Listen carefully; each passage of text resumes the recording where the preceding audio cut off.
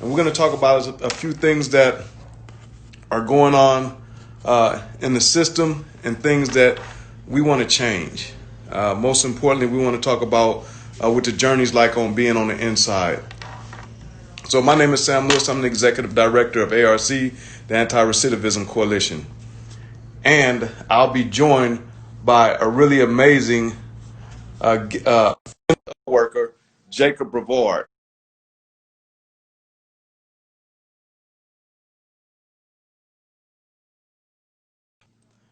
Jacob should be joining any minute now.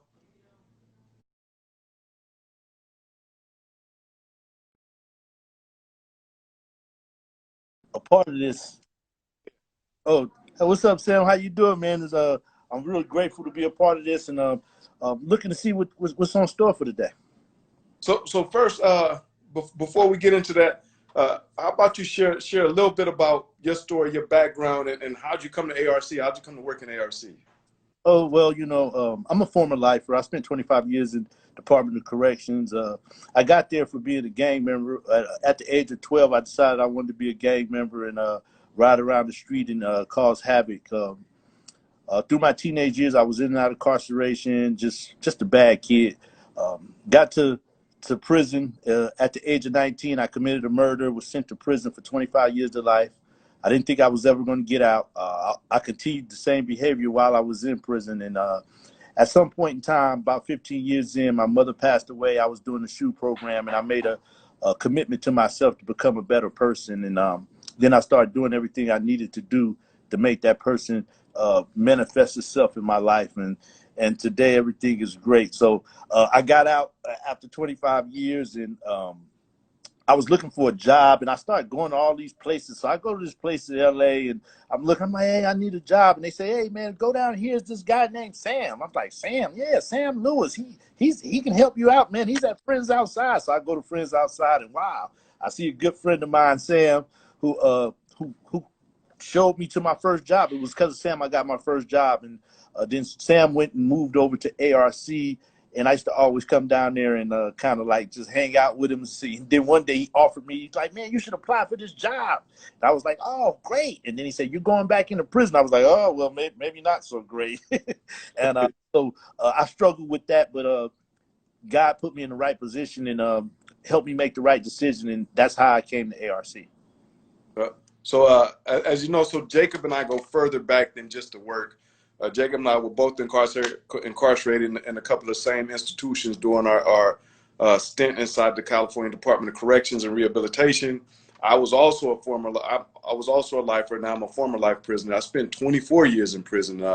My story is very similar to Jacob's in that I grew up in LA during the height of the crack epidemic when LA was considered the gang capital of our nation. As a young teenager, I got deeply immersed in both the gang culture and the drug culture. And by the time I was 18, everybody, with the exception of my mom, had given up on me. And I ended up in prison, high school dropout, not knowing what my future would look like. And 7 years into my sentence, basically, my daughter came to visit. And my daughter literally just wanted a hug from her dad. And I was headed back to isolation. My daughter looked at me shackled in chains and behind the scarred prison glass, and she simply asked me, Daddy, why can't I hug you? And I had to explain to her that I had gotten into trouble, and she simply asked without judgment that I not get in trouble so that she could hug me when she came back. And it literally shattered the facade that I had or that I was trying to carry, and I just wanted to change, and I promised I would try.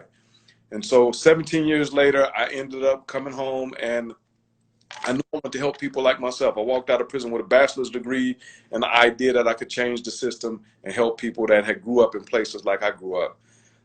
Along the way, I met a lot of amazing people who helped me actually get into the field of criminal justice reform. One of those being Scott Butnick, the founder of ARC, One Community and Represent Justice, an incredible guy.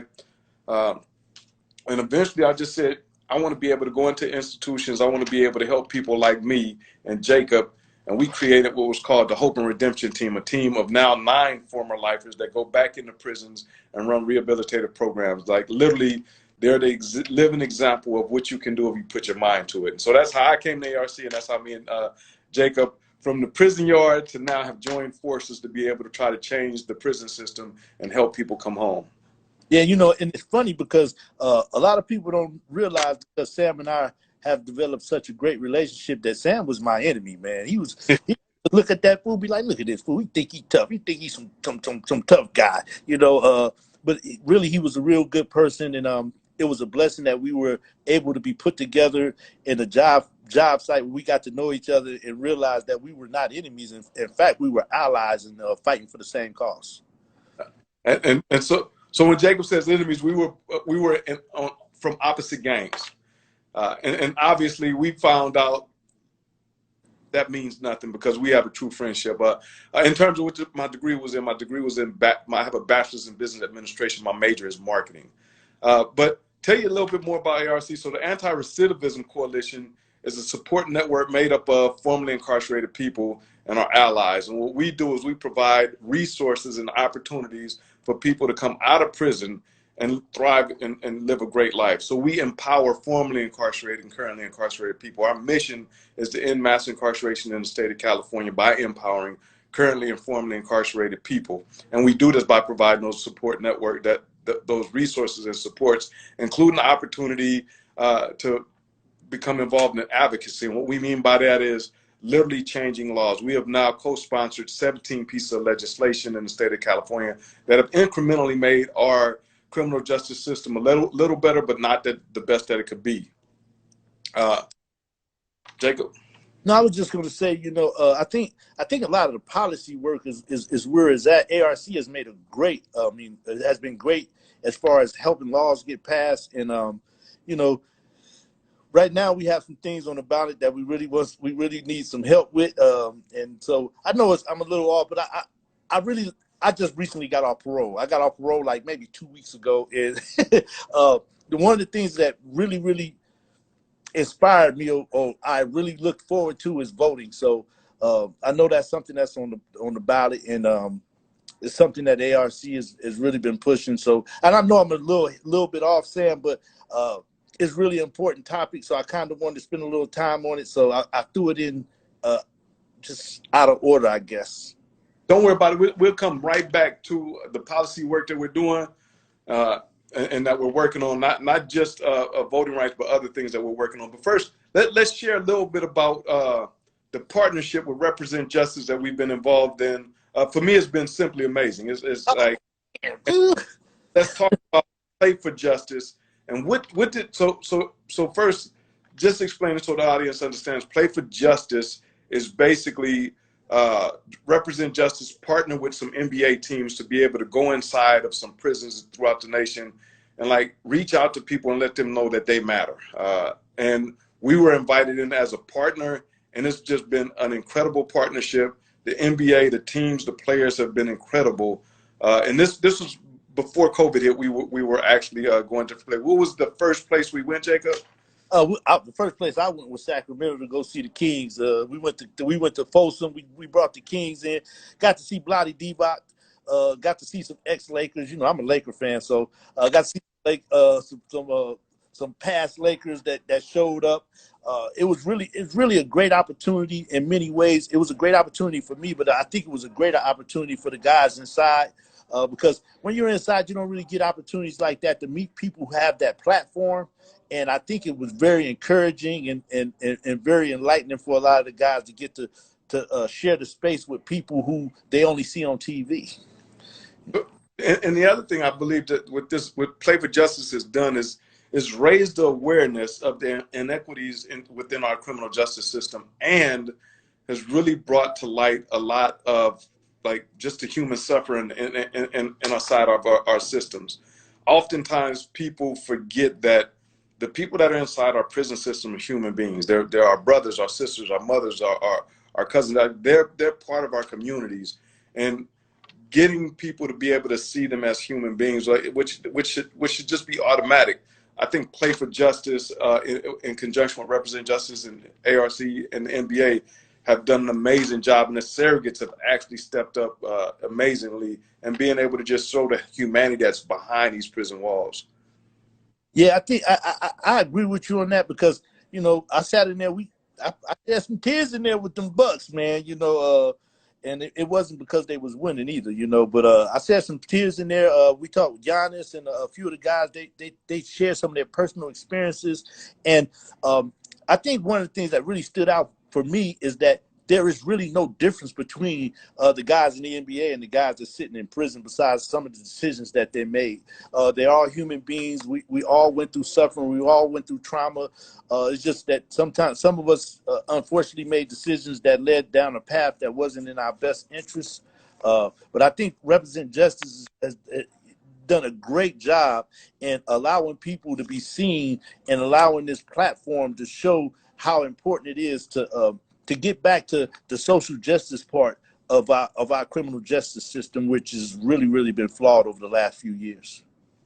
And this initiative itself is impactful because it's not just so it definitely impacts the NBA players, but it also impacts the people who are able to see some of the footage that have been shot inside the facilities and hear some of the stories. And it's definitely impactful for the people that are inside, because it lets people that are inside know that we do care. You do matter. We see you. You matter too. And so I think it's impactful for all of the stakeholders. It's been hugely impactful for all of the stakeholders that have been involved, whether it was with the Bucks, the Kings, or the Lakers, or those are the teams in the Cavaliers that have like literally stepped up and done these events that have just simply been amazing and brought a level of hope into institutions where in many instances hope had disappeared. You know, it's funny, man. We was in Milwaukee and they was having a basketball game inside the prison. You had the governor, you had the head of corrections, you had NBA players, all on the basketball court with these guys that's been convicted of felonies, man. And they were out there playing, and the governor was out there. He was in the paint, bodying it up, grabbing rebounds, and I mean, it was just great to see that when everything is said and done, that it comes down to humanity and just us being human. And that's what I noticed when we was in Milwaukee, is that everybody was just treating everybody like human beings. I'm still getting letters from them guys saying, "Man, when are you coming back, man? Y'all need to bring the Bulls," you know. So, but it was a great experience for me and a great experience for everyone involved, I believe. It's especially our people that are inside. It says a lot when a superstar, as we label a lot of our players that are play this amazing sport, to come in and spend time inside of an institution just to say, "Hey, I see you, I hear you, and I want the best for you." It's a powerful initiative, and I just want to give a shout out to every single one of the players that showed up, every team. Like, you guys rock, and I truly appreciate the amazing heart that you all have, not just on the court, but off the court, and showing people that they matter. But I also think that applies to you, Sam. I think you've been an inspiration for a lot of guys inside. I know here in the California system, you've done something that very few people have done in the past. You got out of prison after doing a life sentence, and you haven't came out here and survived. You came out here and thrived. You have a degree. You're the head of a major organization, and you're doing great work. And I think a lot of people are inspired by that because you come from where they come from and you went through the experiences that they went through. And I think that you deserve a big shout out for all the time and the effort that you put into making these communities what they are. Hey, brother, I'm humbled that you say that, but as I say to everybody, I'm no different from anybody that's sitting in jail right now. I had a couple of things that were somewhat unique. And what I mean by that is I had a person that believed in me and that empowered me, and that was my mom. She empowered me to pursue my education, which allowed me to be able to finish my bachelor's before I came home, and now working on my master's. And that's what we do at ARC, literally empower and support people that are coming home.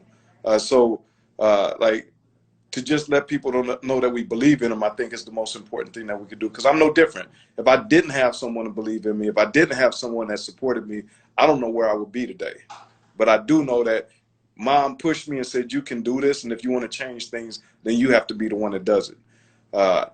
Others will get involved. And now we have this movement, not just in California, but across the nation, to change our carceral system and make it something that's more humane and shrink it, because we don't need so many people in prison.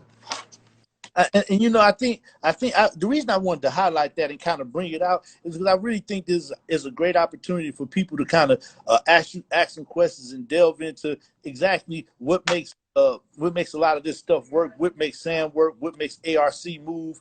A lot of questions that a lot of people ask behind the scenes. Here's an opportunity to present it to the man himself.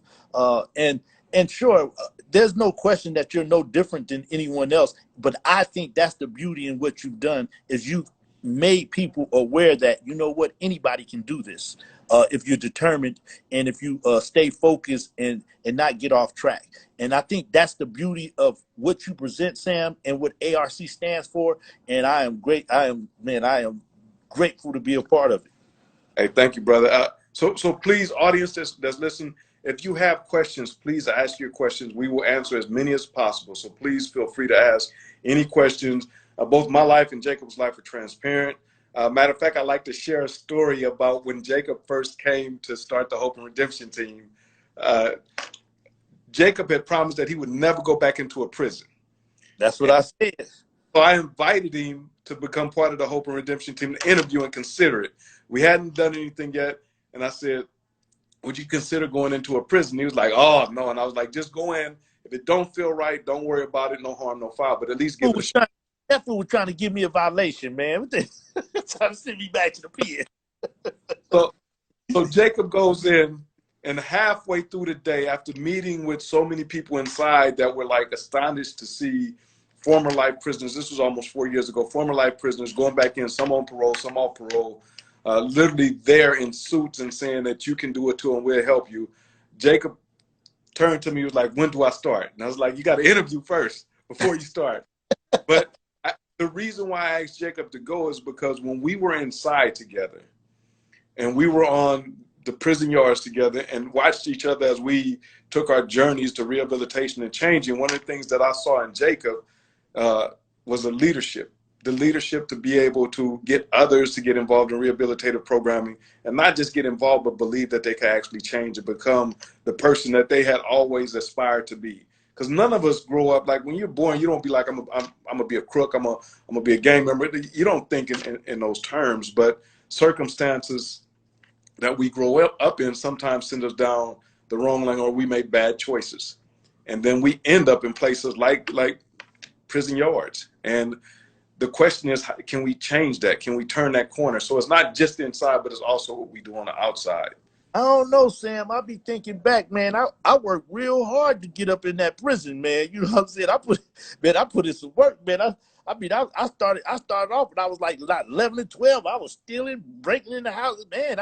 I think I worked to get in that. I worked hard to get up in that prison, man, and that's why it was so hard for me to get out.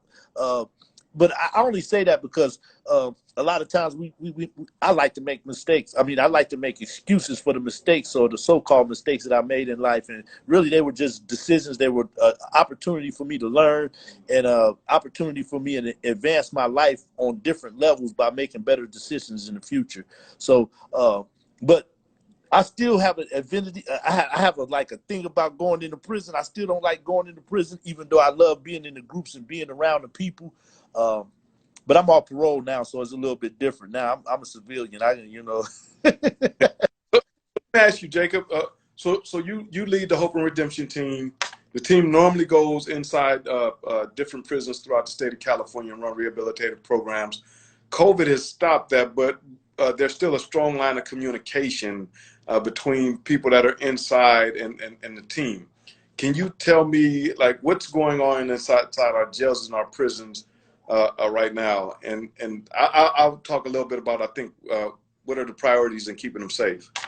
Well, right now, there's not a whole bunch going on in the institutions. Right now, they've canceled visiting for all you guys that's going up, that visiting people in prison. You know, there's no visiting. There's really no programming as far as rehabilitative programming or schools or anything. They're practicing the 6 feet, the social distancing, and they're giving out masks. Of course, we know just from being in prison that it's not a perfect science, so we're going to have officers that's not going to wear the mask. We're going to have inmates that or people that are incarcerated that are not going to wear the mask. But for the most part, I believe that the California Department of Corrections are they're doing what they can at this point to try to stop the spread of COVID. People are being released, and so they can have more room. A lot of the guys in there, I talk to guys in prison all the time. Every day they're always calling me like, man, what's going on? And a lot of guys in there are really fearful. They're scared, but they're not scared for themselves. They're more scared for their family. And that's kind of a normal reaction for people in prison to worry about their family more than they worry about themselves. But I think overall, guys are starting to get comfortable with the new normalities of COVID-19, because I think it's going to be here a long time, and CDC is adjusting with the changing times, I believe. So just to give the audience a update, so right now, currently in the California Department of Corrections, 1,466 people in the department have active COVID-19 cases, and that's spread across 25 of the 35 prisons in the state of California. In addition, there are 47 cases in the Department of Juvenile Justice, which is under the Department of Corrections, but it's the juvenile section. So there are 47 cases there. That used to be YA, right? That used to be Youth Authority, correct? YA. Just want to make sure. Yeah. And sadly, I think the most tragic part of all this is that to date, 47 people have died from COVID-related issues. In my opinion, and being able to, I know the Department of Corrections is trying to do what it can. There are 8,000 people that are being released throughout this month and through August. However, the health experts, this is not Sam, this is the health experts, say that our prison population has to be decreased by 50%. And remember what I say this, because I'm going to come back to this in a minute. So right now, the population in the state of California is about 110,000 people. When Jacob and I were in, it was 172,000 people in California prisons. Now imagine how crowded that was. But still, that's not at 50%. In order for it to actually get to 50%, my estimate is it would have to be 78,000 people inside the Department of Corrections. So there are a lot of pieces that go with this. So I just wanted to share that right now in terms of how to keep people safe. They have to be able to social distance. In order to social distance, they need space. And sadly, right now, there's just not enough space because our system is overcrowded from all of these really complex laws that have been passed over the last 2 or 3 decades. I think this is a great, COVID-19 presents a great opportunity for us to change the way that we view the criminal justice system. And what I mean by that is that we've been dependent on caging people up for many, many years instead of dealing with the problems. You know, caging people up is dealing with the symptoms of the problem. Behavior is a symptom of the problem. Right now is an opportunity for us to turn our vision to the traumas that's causing the problems, the core of the problem. And I think, you know, I'm grateful for COVID-19 for allowing us to get in this space where we can start seeing that locking people up and just sitting them in a cell or a cage does not work. We really need to, in my opinion, invest on, you know, more of an emotional, intellectual or mental type system where people needs are being met so they can come home as whole and take control of their families. Yeah, or lead and guide their families, or just support their families. And to that point, one of the things that I've looked at in the years since I've been home is I think if we really want to end mass incarceration, if we really want to change a lot of these things, we have to address, as you said, the traumas that people have gone through. But how about we stop people having to go through traumas? Like, where do those come from? And often those come both in the home and in the community. And so what I've saw in many of the places where people are coming from, they're under-resourced. I remember when I was growing up as a kid in elementary school, the school afterwards would lock the gate and we would have 2 adults that were supervisors, and we could do homework, we could play tetherball and kickball and handball and caroms until your mom or dad came to pick you up. And I remember coming home and I never saw any schools like that. When school let out, that was it, you go home.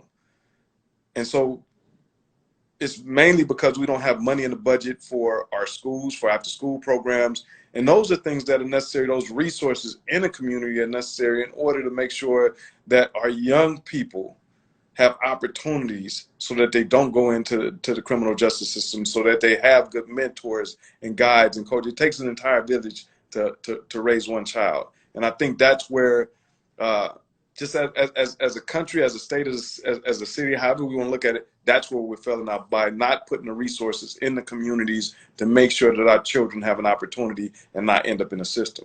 I also think it should be pointed out that the resources are there. They just need to be reallocated. There's a lot of money going into the prison system. Here it is. We have CDCR, who had an annual budget of last year of around $12 billion. And the population dropped, as Sam talked about earlier. It dropped, but yet the budget went up to $14 billion.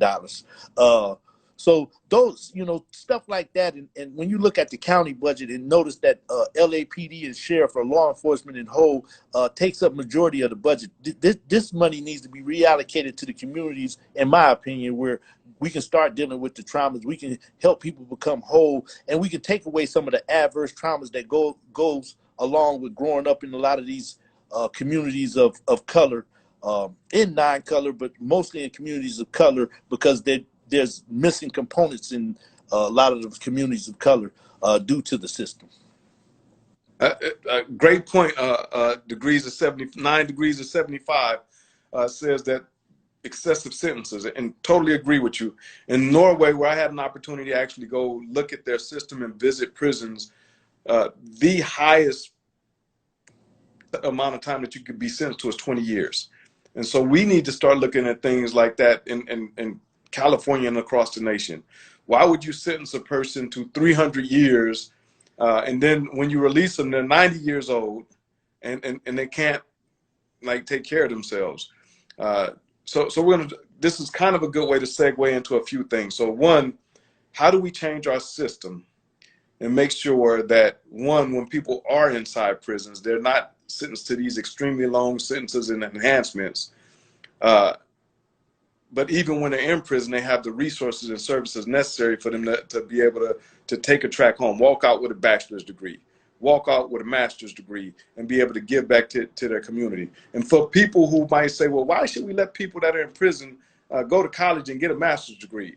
One of the things that definitely happens, and I'm sure you'll agree with this, is as the further you go with your education, the less likely you are to recidivate, the less likely you are to commit a crime, and the less likely you are to come back to prison. So why not allow people to continue to educate themselves and receive rehabilitative programming? Also, I think when you have that argument about that, especially when you talk about school, here it is. Prison is society's investment in the individual and the individual rehabilitating themselves and coming out whole.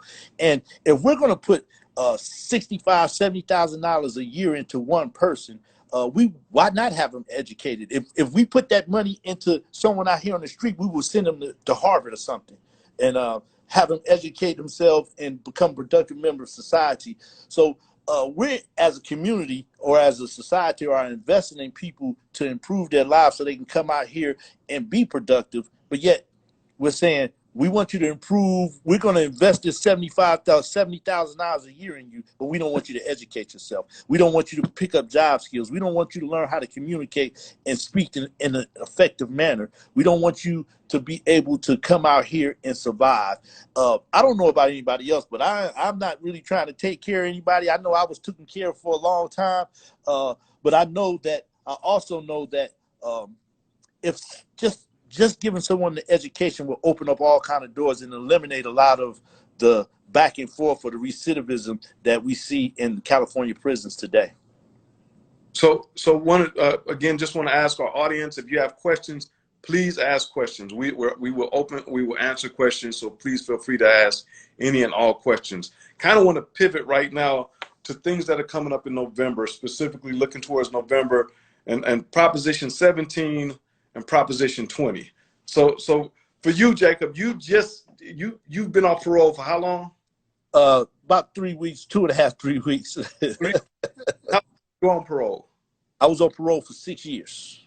For 6 years, and how did that impact your ability to have a say-so in your civic engagement? Well, I was released from prison in 2014, and I didn't have any role in the community. I have you know, when you're on parole or when you're restricted from voting, you're not allowed to take part in.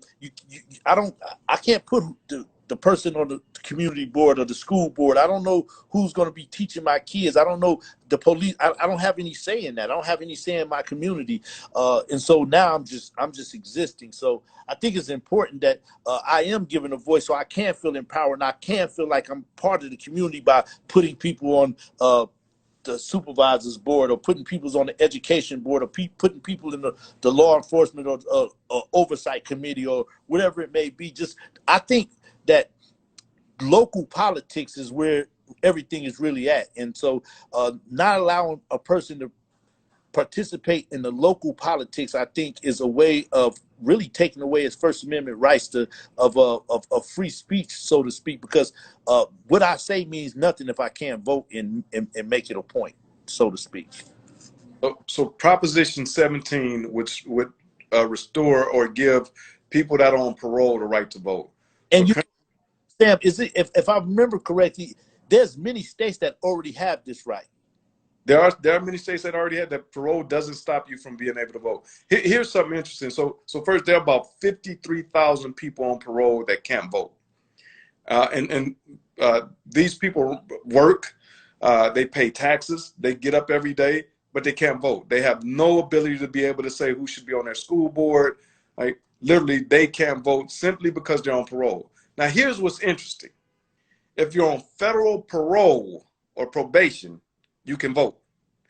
If you're on probation in California, you can vote. But if you're on parole, you can't vote. And so what Prop 17 would do would restore the voting rights to people that are on parole and allow them to be able to vote in local, federal, and state elections. Right now, they cannot vote. They literally do not have a vote. And when I was on parole for 5 years, I really felt some kind of way because I couldn't vote. I think it was time to vote. What I could do was sit down with my family and tell them what they should vote on, but it's an entirely different thing to be able to vote. So for Prop 17, for our audience, yes, on Proposition 17, restore the voting rights to people that are on parole. And you know, California is one of 3 states, I believe, that requires a person to get off parole before they can vote. And I think it takes away. For me, let me talk about my personal experience. I know I got out of prison and I never voted before. This is going to be my first time voting. I'm really excited about it. But I think it by me restoring my voting rights, it gave me an opportunity to be part of the community again. I feel like I'm part of the community again. I feel like I have a say-so in forming my community. Before that, the last 6 years, I didn't feel that way. I felt like I was here and that Big Brother was kind of telling me what to do, and kind of like in prison. So I think it's very, very important that we vote yes on Prop 17 and help us get our power back so we can make California into a state that works for everyone. Absolutely. So for our listeners, remember, yes on Proposition 17 to restore the voting rights for people that are on parole.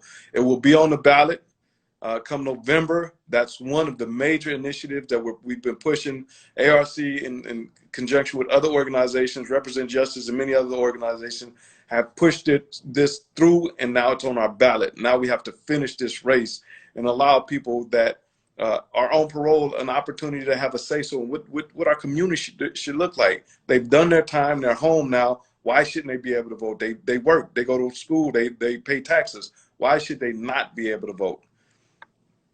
A second initiative that we'd like to talk about today is Proposition 20. This is what's called the Cooper Initiative. So this particular initiative is an initiative that is looking to roll back AB 109, Proposition 47, and Proposition 57. All 3 of these propositions that were passed are part of the reason why our prison system is not at 172,000 anymore. This initiative would like to roll that back and fill our prisons back up. So Prop 20 would literally like to have more people in prison. It would literally like to be able to stop incentivizing rehabilitative programming. Like Prop 20 is literally going backwards. If you think about it, right now we're at 110,000 people in prison. We need to get down to 78,000 people in prison. And Proposition 20 in California would literally skyrocket that back to what it was 10 years ago, which was 172,000 people in prison, and some of them out of state. So proposition is, yes, actually, it's slavery again, all over again. We're going in reverse. So it wants to roll back reform. So, for instance, Prop 57 incentivizes people to get involved in rehabilitative programming.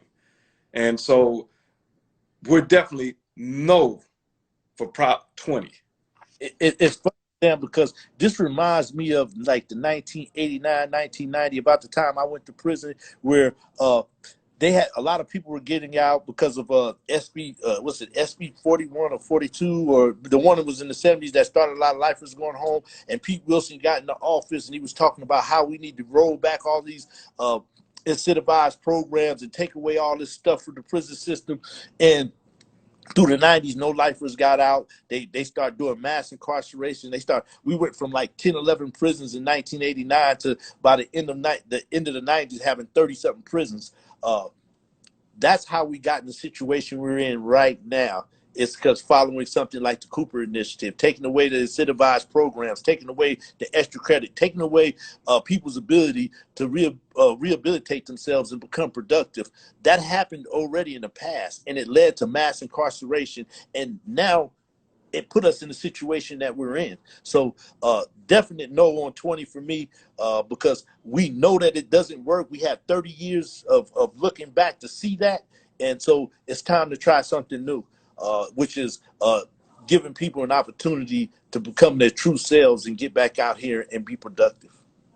And here's another interesting thing about it. So again, the height of the prison population was 172,000. Now it's at 110,000. And crime has not peaked, has not spiked up. So obviously, having rehabilitative programming, reentry programming, and opportunities and resources as people come home literally leads to safer communities. It leads to safer communities. So why would we want to do something go backwards? In other words, you want to warehouse people. The Cooper Initiative might as well be the warehouse people initiative. And you might say we want to put people in warehouses and bring them back home without any type of skills. What were we going to say, Jacob? I was going to say it also made the prison system safer. All through the 90s, the prison system, you've seen, a lot of us seen the riots on TV where they had these major riots on these yards, and there was no hope. People thought there was dark ages. People thought they were going to die in prison, and it showed in their behavior. Then, these Proposition 57 came out. People start believing that, you know what, I can go home. I can be a part of my child's life.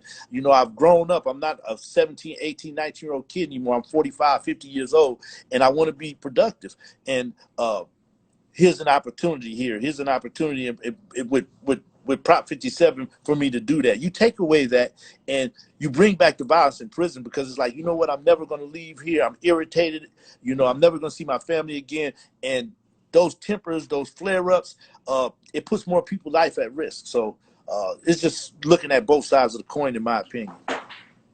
And exactly. So a couple of things. One, then if our prison system right now was not overcrowded, 47 people would probably be alive today. It's just that simple. If the prison system was at 78,000, where everybody was just in a single man cell, as instead of being double celled, 47 people could quite possibly be alive today. And so if we want to look at, like, just based on lives, why would we want to put more people in prison where they can't, they can't social distance?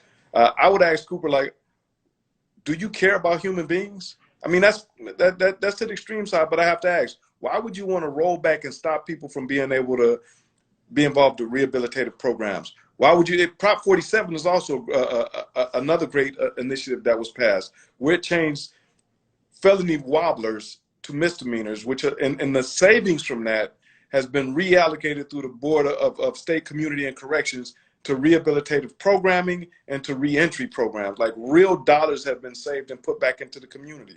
And so when people are talking about defund the police, Prop 47 is a great example of when you save dollars from not incarcerating people and being able to actually give them rehabilitative programs and reentry programs, it's an example. It's real. It's cash money that's going to community-based organizations that are doing the work on the ground level.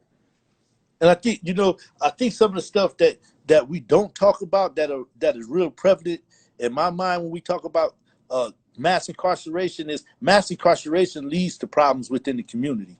And what I mean by that is you take away a kid's father, and he grows up in a household where he doesn't know what being a man is about. You take away a girl's mother, she doesn't know how to be a woman. She doesn't have that example.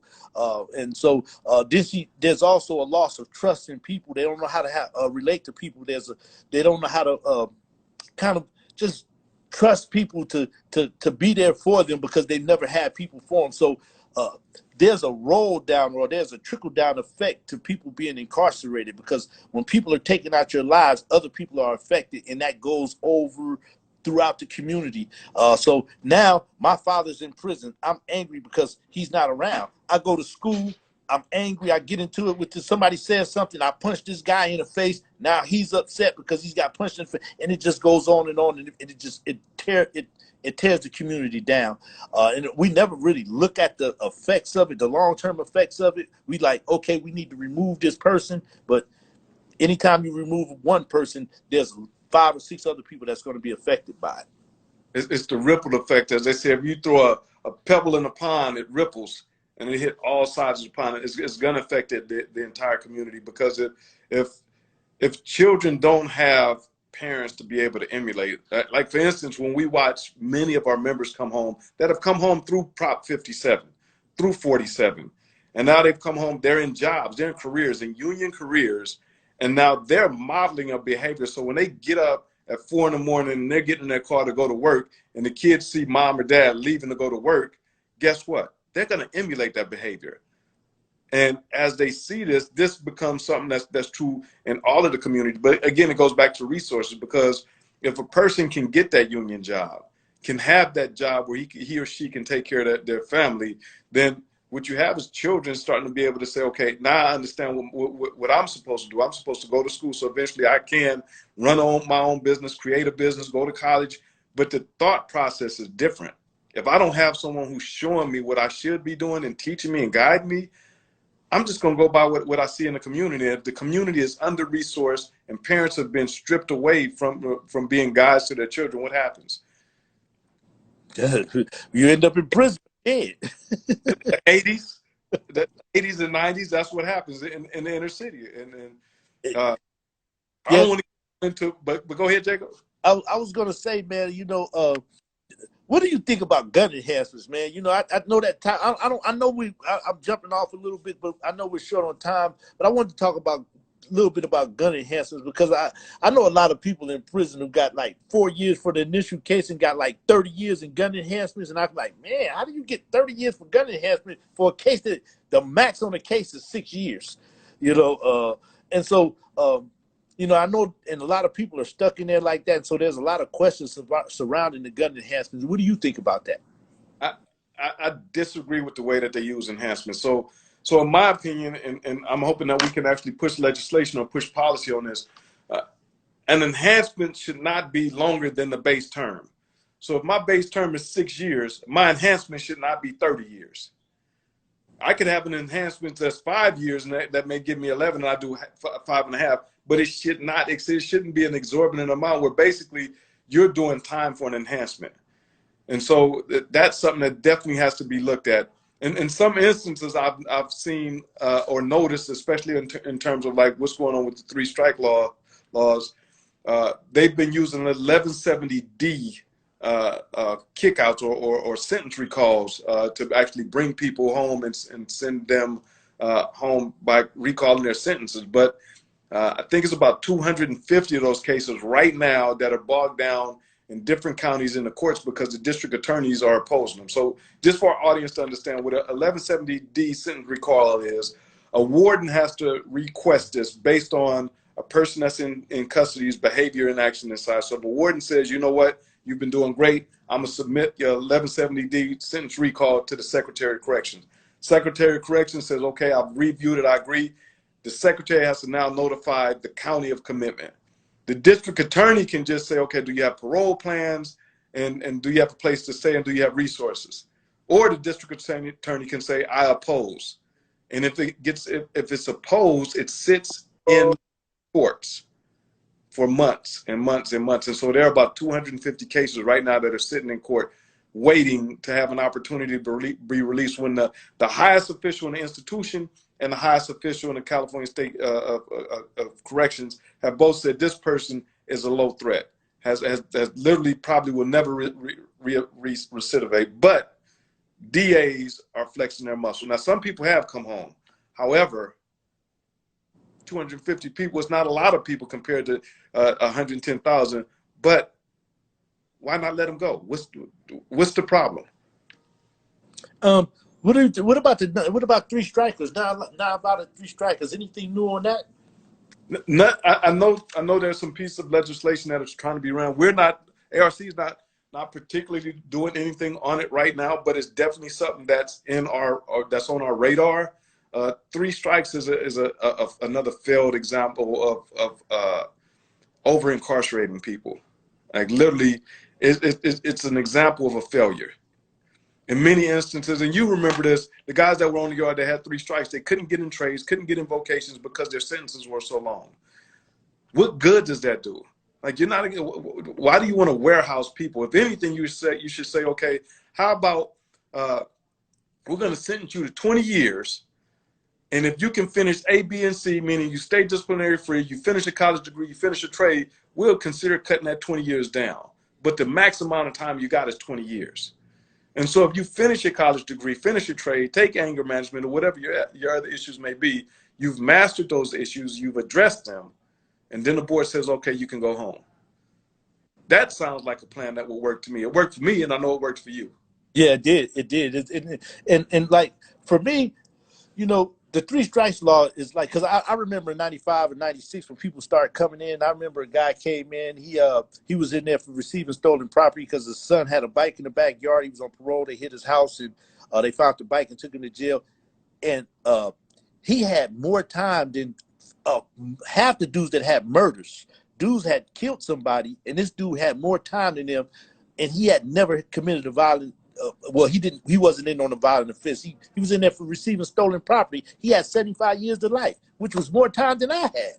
And it was, like Sam said, it's really over sentencing. It was terrible, and it really needs to be addressed. We need to get it back on a ballot and address it. So, and I just real quick, Sam, because what can people do to get involved? What can they do to make themselves effective in helping bring about these changes? So a few things people can do. One, be aware of the bills that are in process in the legislature. Like literally find out like who is your state representative, who is your state senator, like who is your assembly person, who is your senator in California, and you want to call them and tell them I'm in support of this bill or this legislation. Like every legislative cycle there are laws that come up and have to be voted on by a legislature.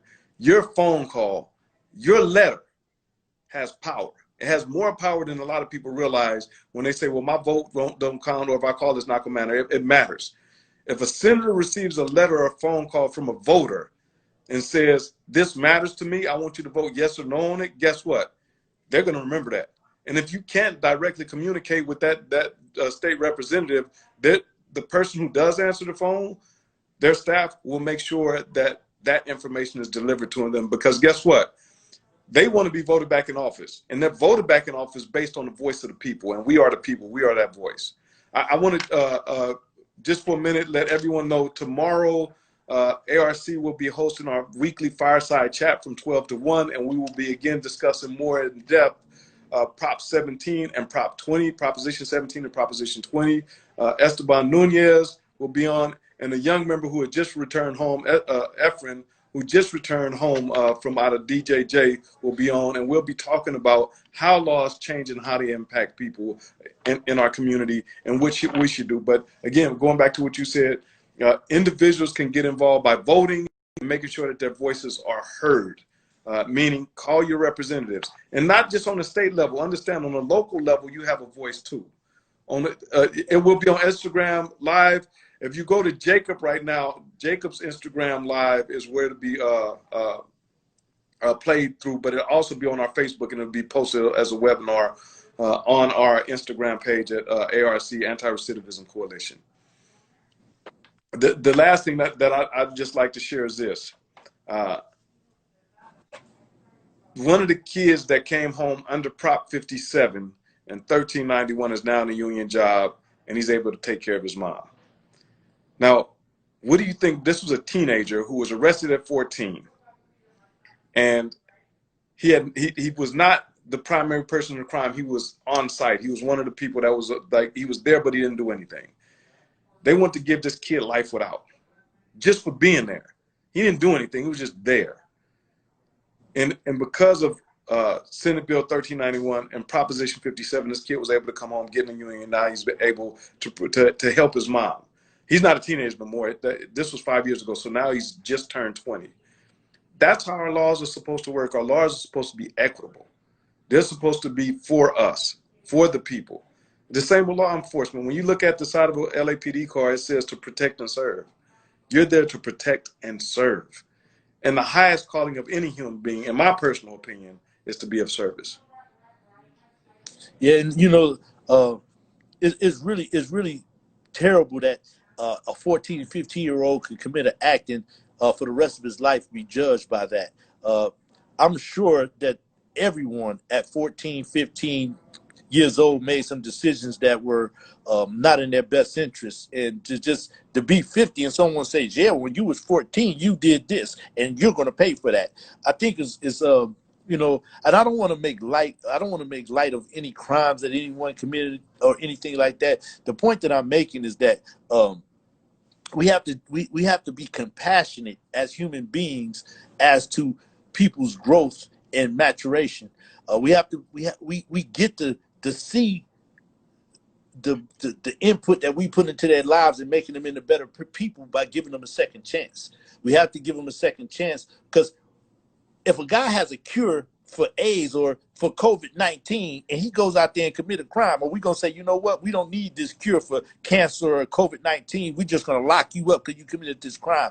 And I think that's what we do a lot of time. We give these guys these crazy sentences at 15, is we take away any potential he has to give or be productive to society in the future. And I think that does a disservice to everyone in society.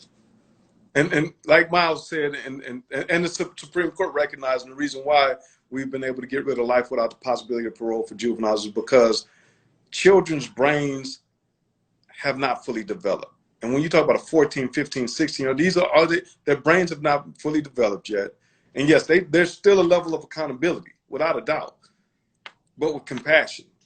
Like, justice should be tempered with compassion. It should be. It's as simple as that. Like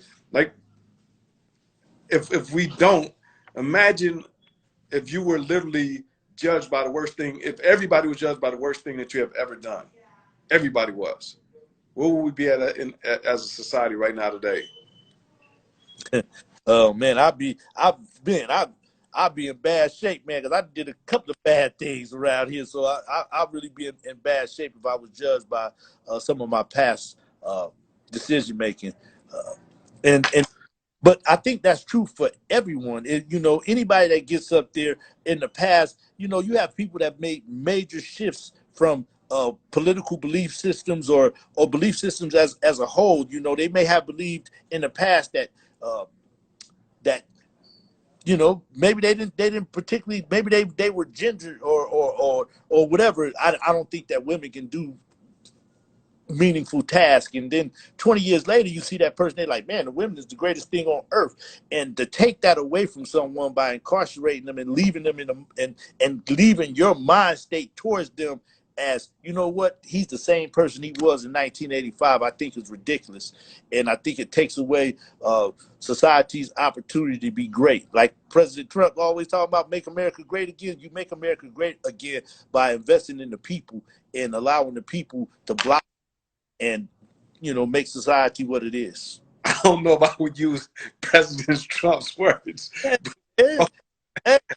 Hey, fake news, man. When you hear me say it, you know it's fake news. Hey, So, there was one other question: was what do people need immediately when they're being released? People need resource opportunities. So what we do at ARC, we provide opportunities and resources. Resources include everything from housing to therapy to opportunities for careers, training, education. So resources are definitely a huge part of this, including employment. The other part is a support network, which is what ARC is. We are a support network made up of formerly incarcerated people. And one of the things that we do, we support each other. No matter how young or how old, we support any person that's been incarcerated and that wants to do the right thing. We ask for 5 things at ARC, and that's to be gang-free, crime-free, drug-free, be willing to be of service to your community, in school, working, or both. Those are the only things that we ask. All of the services that we offer are free. Literally, just commit to doing your part. If you want to know more about us or you want to reach out to us, please reach out to us at arc.info.com, or just look at Jacob's live feed right now on Instagram. That he's streaming from the ARC Instagram. Come check your boy out, man. Come check your boy out. You know. We're coming to the end of our live stream. Just want to tell the people out there, like, people say that we're all in this together, and if we mean that, we need to take into consideration of the people that are currently incarcerated. They're human beings, and they can't social distance because of their situation right now. And that's not just in California. That's true for any system that's overcrowded. We need to cut our prison populations by 50% in order for people to be able to be safe. We don't need laws that warehouse people, that throw people away. Human beings are not trash. There's a resiliency and the ability to redeem yourself if you're a human being. So what I say to those who doubt that, take a look at the work that ARC does, look at the work that Represent Justice does, and look at the people that we represent.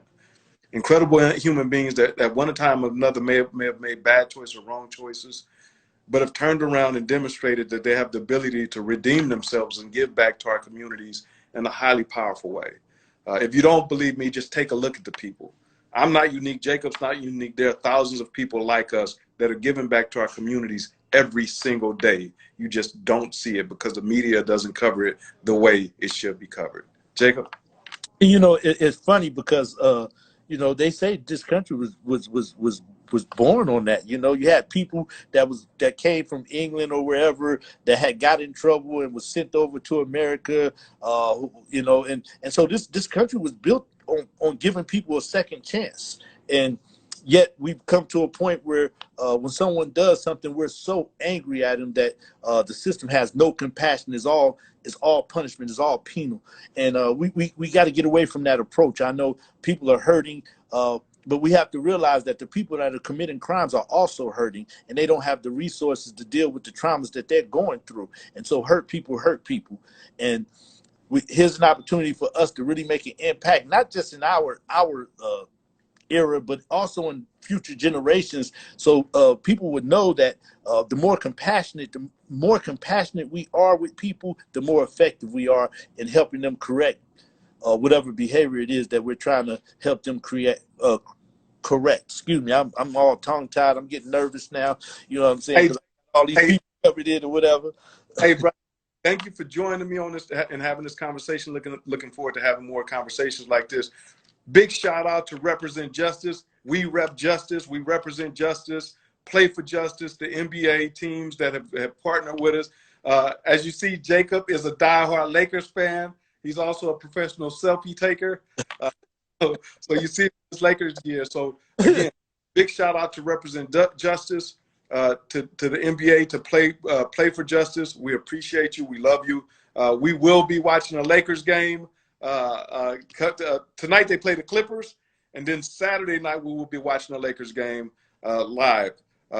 Thank you again to all of the NBA teams that have partnered with Represent Justice and ARC. We appreciate you, and thank you for believing in people inside. Thank you for believing in redemption and second chances. And also, I want to thank everybody that decided to show up for just to see me and Sam talk. I want to thank you guys because you can pull up in the parking lot and see me and him talk almost every day. So to pull up Instagram and see it. I really appreciate that. And so, that's all I really got, Sam. I want to thank Represent Justice for everything they've done for what we do as far as our community work and what they do, and providing a platform so people can hear about it. So, all right. Hey, stay safe and take care of yourself. God bless. peace, love, and happiness. Hope and redemption.